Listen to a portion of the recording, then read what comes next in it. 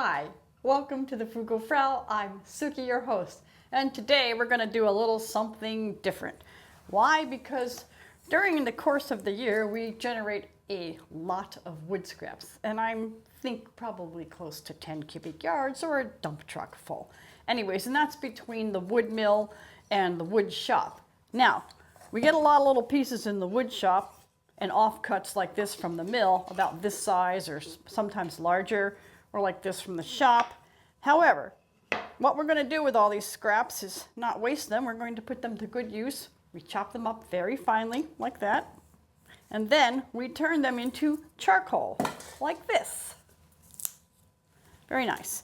So we're going to show you how we do this with our very simple method. So before we get started, please like, subscribe, and comment, and don't forget to post questions in the comment section too. So thank you for watching, and let's get started. Well, I have here lots of wood scraps from the wood shop like this, and this is not all of it, this is just some of it, but I have enough here to start a first batch of charcoal. So we're going to use that up and make charcoal. So let's get started on that. All right, so I have the 55-gallon drum here, and it does have its bottom intact, and here's the air hole down here. And what I do is I make kind of a chimney with wood that I don't really want to burn all the way down. So this is kind of some wet wood, and I'm going to start by placing them in the bottom of the barrel like so, with the opening towards the hole.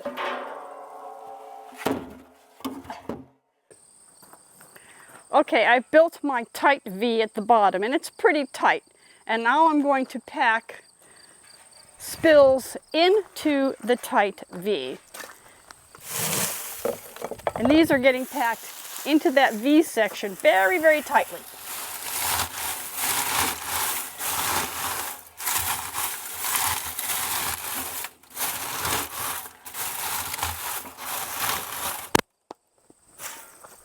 After I do that,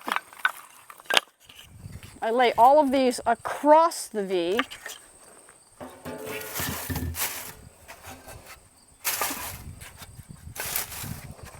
Because what I'm trying to do is not necessarily get these guys to burn all the way to charcoal, but I want these to prevent the charcoal from falling down to the bottom and getting totally annihilated in the burn.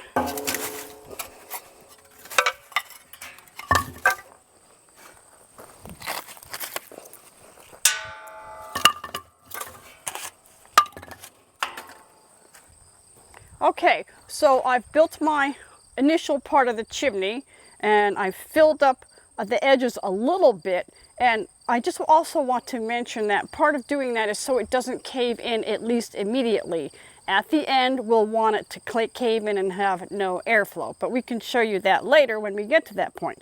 But right now, I want to build up kind of a ring around the outside, not covering up the air hole, and I want to use the larger pieces that I have to do that.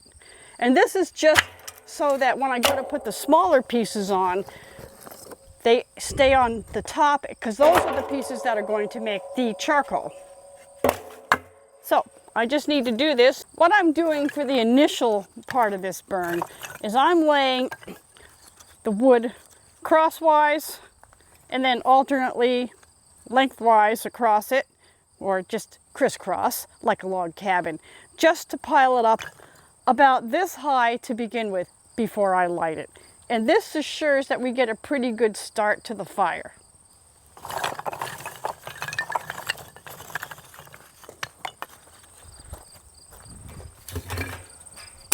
And this does not have to be an exact thing. It's generally going in one direction or the other. And not only that, I kind of want to make a bit of a pyramid so it's higher in the center. Or in this case, it's more of a cone.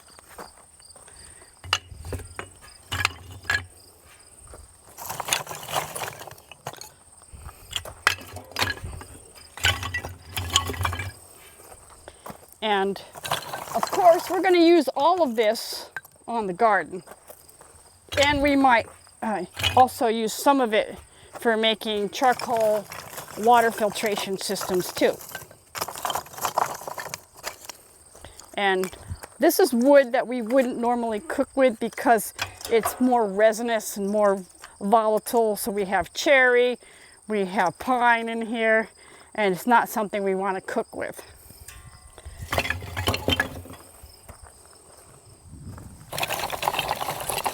And as you can see, we have no shortage of this stuff because we are, after all, a working wood shop.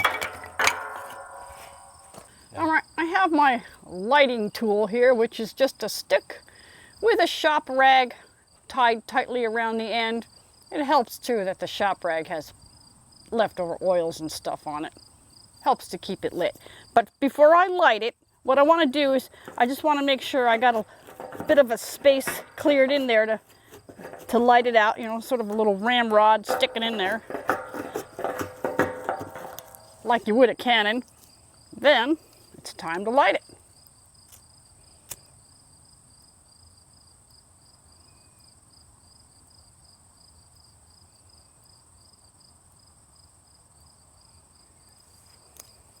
All right, let me get that going for a little bit before I stuff it in there. And it's a nice calm day, just a gentle breeze, so it's not blowing out. Now I can just stick it in there and get the first spills lit.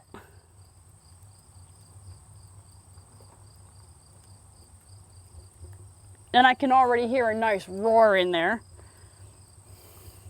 It's taken a while for us to figure out how to do this so that we get that roar immediately, so we know that it's well lit and it's going. All right, I think we're good to go. I can douse this.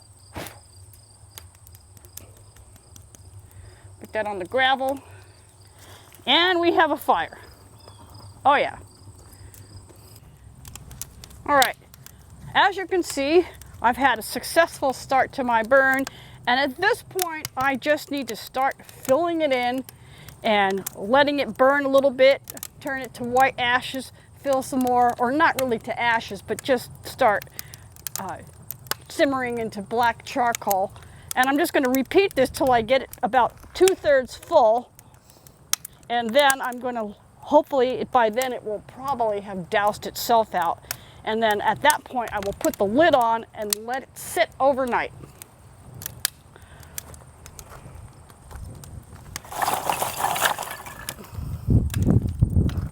And unfortunately, it's kind of a warm day, so this is not the most fun job. In the fall, when it's cold and damp, this is kind of an enjoyable job, but not today. But that's okay. We need the charcoal, and we need to get rid of these piles and piles of waste that we have because it's getting too thick. All right, so I'll see you when we get it all filled up. All right, it's all filled up, and this is what you want it to look like. It's getting black and charred, but it's also getting white on the outside from the burn. Okay, most of this is turned white on the top, and I have a lid. And I'm being careful not to stand in front of that blowhole, because when I put the lid on, usually flames will shoot out of that, and I don't want to get burned. I got welding gloves on, so here I go. And to keep it secure, a rock will do. No need to put the ring around it. There, so you can see a little bit of flame shooting out there. And here's the flame coming out of the hole, but that view wasn't very impressive. So I found a clip of a pile of charcoal that I made earlier in the spring, where when I did put the lid on, I got a much more impressive flame out of that air hole or blowhole. So I just wanted to show you that sometimes it can do this, and so you really don't want to stand in front of it.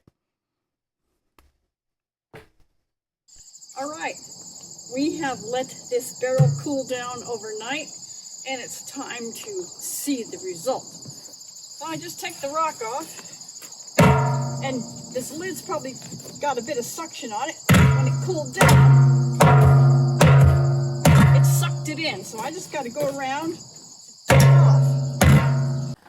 All right, I got the lid loosened. I actually had to get a hammer to get it off, but sometimes it happens. All right, it looks like a pretty good load. And there it is. So you can see I've got pretty much everything's charcoalized. You know, if there are pieces in there that didn't get, I'll throw them in the next batch. It doesn't matter. And so what I'm gonna do is empty that out into these trugs, and then I'm gonna go spread it on the next part of the garden that needs charcoal. So that's how you make charcoal. I hope you enjoyed learning how to use wood waste for some effective, useful product.